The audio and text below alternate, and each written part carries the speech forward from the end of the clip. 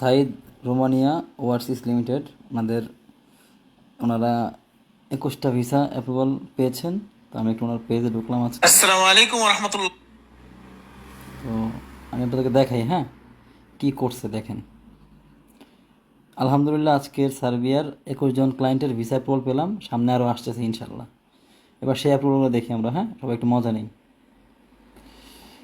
এই নামটা দেখেন, রনি বাই বৈদ্য নাকি বাদিয়া, যাই হোক, এই অ্যাপ্রুভাল লেখাটা দেখেন। আর এই উপরে রনি রনি বৈদ্য লেখাটা দেখেন, হ্যাঁ, হাস্যকর। তারপরে আরও দেখেন, প্রত্যেকটা অ্যাপ্রুভালের অবস্থা দেখেন। মোহাম্মদ ফারুকের নামটা কোথায় আসছে, মানে এডিটটা যে করছে সেও হাস্যকরভাবে এডিট করছে।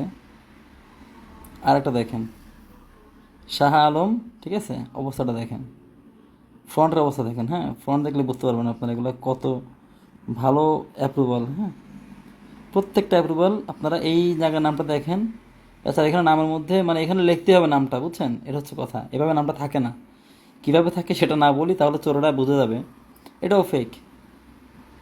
তারপর আসেন এখানে সেলিম মিয়া, মানে আমি যা দেখতেছি সবগুলোই ফেক। এখন আমি কি বলবো, আসলে কিছু বলার নাই, সবগুলো ফেক। এডিট যিনি করেছেন তার অনেক সমস্যা আছে, আসলে কি বলবো, হাস্যকর, টোটালি হাস্যকর, টোটালি হাস্যকর, টোটালি হাস্যকর।